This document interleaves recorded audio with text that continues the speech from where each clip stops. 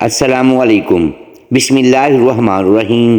عمرو ابن سعد نے روز عاشور ہی بوقت عصر سیدنا امام حسین رضی اللہ تعالی عنہ کا سر مبارک خالد بن یزید اور حمید بن مسلم کی تحویل میں دیا اور دوسرے شہدائے کربلا کے سرہائے مبارکہ شمر اور قیس بن اشیس اور عمر بن الحجاج کی سرکردگی میں ابن زیاد والی کوفہ کو روانہ کر دیے۔ عمرو بن سعد 11 محرم الحرام کو پچھلے پہر کو روانہ ہوا۔ اس کے اور اس کی فوجوں کے چلے جانے کے بعد کربلا میں شہدائے کربلا کی لاشیں اور سید الشہداء امام عالی مقام کی لاشیں مبارکہ جو کہ کفن و دفن کے بغیر خاک و خون میں پڑی ہوئی تھی، کربلا کی نزدیکی بستی غافریہ وغیرہ کے لوگوں نے اسے شناخت کیا اور پھر ان کی تجہیز و تکفین کی اور تکریم کے ساتھ ان پر نماز جنازہ پڑھی۔ اسی طرح دیگر شہدائے کربلا پر نماز جنازہ پڑھی گئی اور ان کی تجہیز و تکفین کر دی گئی۔ یہ واقعہ 12 محرم الحرام کا ہے۔ حضرت امام عالی مقام امام حسین رضی اللہ تعالی عنہ کے جسد اطہر کو عین اسی جگہ دفن کیا گیا جہاں اس وقت کربلا میں آپ کا مزار اقدس ہے۔ آپ کے قریب ہی شہزادہ علی اکبر اور شہزادہ علی اصغر رضی اللہ تعالی عنہما کو بھی دفن کر دیا گیا اور آپ کے خاندان کے دیگر شہداء اور اصحاب و احباب کی لاشیں مبارکہ کو اکٹھا کر کے انہی کے قریب ایک بڑی قبر کھود کر دفن کر دیا گیا۔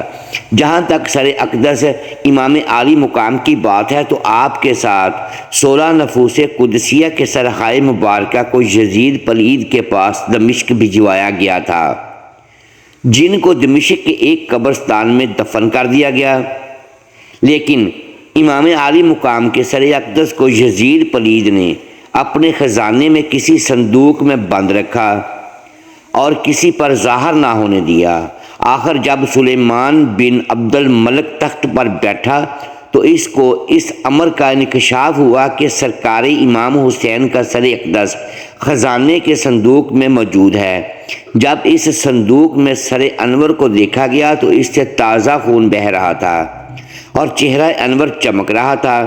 کچھ عرصہ اس نے سر انور کو پاس رکھا اور پھر اسے دمشق عقلان بھیج دیا، جہاں بدر جلال نے جو ایک خلیفہ کا وزیر اعظم تھا، جب عقلان پر قبضہ کیا تو اس نے سر اقدس کو نکال کر اس کی زیارت کی اور پھر ایک جگہ صندوق میں رکھ کر اس پر بڑی عالی شان عمارت بنا دی، جسے تاریخ میں مشہد بدر کے نام سے جانا جاتا ہے۔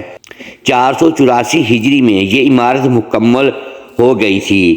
پھر جب 548 ہجری میں عیسائیوں کا عقلان تسلط ہوا تو عقیدت مند مسلمانوں نے سر مبارک والا صندوق اس عمارت سے نکالا اور اپنے ساتھ مصر لے گئے۔ ایک مشہور سیاح علامہ یوروی نے بھی اس بات کی شہادت دی ہے کہ مصر میں سر مبارک کو قصر زمرد میں رکھا گیا تھا، پھر فرمان شاہی کے مطابق ایک خوشنما گنبد بنایا گیا اور سر اقدس کو اس میں بہترین قیمتی تابوت میں رکھا گیا۔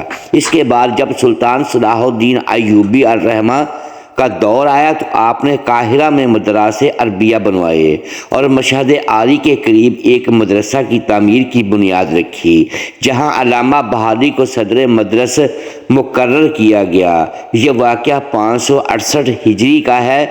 570 ہجری میں معی الدین شیخ الشیوخ نے مشہد کے پاس کئی حجرے تعمیر کیے اور 620 ہجری میں ابن یحییٰ ابن ناصر عسکری ابو القاسم نے مشہد کو بہت زینت دی اور ایک نہایت ہی بلند منارہ تعمیر کیا، لیکن 646 ہجری میں مشہد کے بیرونی حصے میں آگ لگ گئی، جس کی وجہ سے اس کی دوبارہ مرمت کرائی گئی۔ پھر 726 ہجری میں یہاں ابن بطوطہ بھی آیا تو اس نے بھی اپنے سفر نامہ میں مشاہد امام کا ذکر کیا ہے۔ 737 ہجری میں خالد بن عیسیٰ لبادی آئے تو وہ لکھتے ہیں کہ محرابوں میں شیشے فانوس نفیس ترین قندیل نور فشان لگے ہوئے تھے۔ یوں ہی ہر زمانے میں ولیان مصر اس کی تزئین کرتے چلے آئے ہیں۔ پھر 1115 ہجری میں امیر حسن ابان الجلگی نے اس کی توسیع اور چوب آب نوشی کا خوشنما تابوت بنایا اور اس پر سنہری کام کرایا۔ اس پر تابوت پر سبز حریہ چڑھایا گیا۔ 1204 ہجری میں اس کی اور توسیع کی گئی۔ پھر عباس پاشا نے آ کر مشہد کو مزید خوبصورت کیا اور اس کی توسیع کی۔ اس کے بعد اسماعیل پاشا نے استنبول سے عمارتی سامان منگوا کر مشہد کو اور اعلیٰ قسم کی تزئین سے آراستہ کیا۔ یہ تعمیر و آرائش کا سلسلہ 1321 ہجری تک درجہ بدرجہ چلتا رہا۔ پھر شیخ سید محمود آئے تو آپ وہ واحد شخص ہیں کہ جو شاہد آخری شخص ہیں جنہوں نے اندرونی تابوت کھول کر سر اقدس امام عالی مقام علیہ السلام دیکھا اور لوگوں کی ایک کثیر تعداد نے بھی اس کی زیارت کی۔ یہ آج سے تقریباً 125 سال قبل کا واقعہ ہے، یعنی اس وقت جب تابوت سر اقدس امام عالی مقام آخری مرتبہ کھولا گیا تو آپ کی شہادت کو تقریباً 1300 سال کا عرصہ بیت چکا تھا۔ جب آخری مرتبہ لوگوں نے سر اقدس امام عالی مقام کی زیارت کی، اس وقت بھی سر اقدس سے تازہ خون بہہ رہا تھا اور چہرہ انور چمک رہا تھا۔ یہ مشہد حسین علیہ السلام قاہرہ میں جامعہ ازہر کی عمارت کے شمالی دروازے کے بالکل سامنے سڑک کے دوسرے کنارے پر واقع ہے، جو آج بھی مشہد حسین رضی اللہ تعالی عنہ کے نام سے مشہور اور جانا جاتا ہے۔ دن رات لوگوں کی ایک کثیر تعداد اور قاریوں حفاظوں کرام کی بڑی تعداد وہاں پر ہر وقت قرآن مقدس کی تلاوت کرتے اور فیوز و برکات سے مستفید ہوتے رہتے ہیں۔ دوستو، معروف تاریخ دان حافظ ابن کثیر علیہ رحمہ نے سر امام عالی مقام کے متعلق 3 مختلف طرح کی روایت نقل کی ہیں۔ اول یہ ہے کہ سر امام مقام کو نائب مدینہ عمرو بن سعید کو بھجوا دیا گیا تھا، جو کہ اس نے جنت البقیع میں سیدہ فاطمہ رضی اللہ تعالی عنہما کے قریب دفن کر دیا تھا۔ اس سلسلے میں آپ نے دوسری روایت ابن ابی الدنیا کے حوالے سے بیان کی کہ جس کے مطابق یزید نے آپ کا سر مبارک خزانہ میں رکھوا دیا تھا، یہاں تک کہ جب یہ مرا تو سر اقدس کو خزانہ سے نکال کر دمشق شہر میں باب الفرادیس کے اندر دفن کر دیا گیا، مگر یہ دونوں روایت ضعیف ہے۔ ایک تیسری روایت امام ابن عساکر نے یزید کی داعیہ کے حالات میں نقل کی ہے، یعنی جب سر اقدس کو یزید کے سامنے رکھا گیا تو اس نے بطور مثال یہ شعر پڑھا تھا: کاش میرے شیوخ بدر میں نیزوں کے پڑنے سے خزرج کی گھبراہٹ کو دیکھتے۔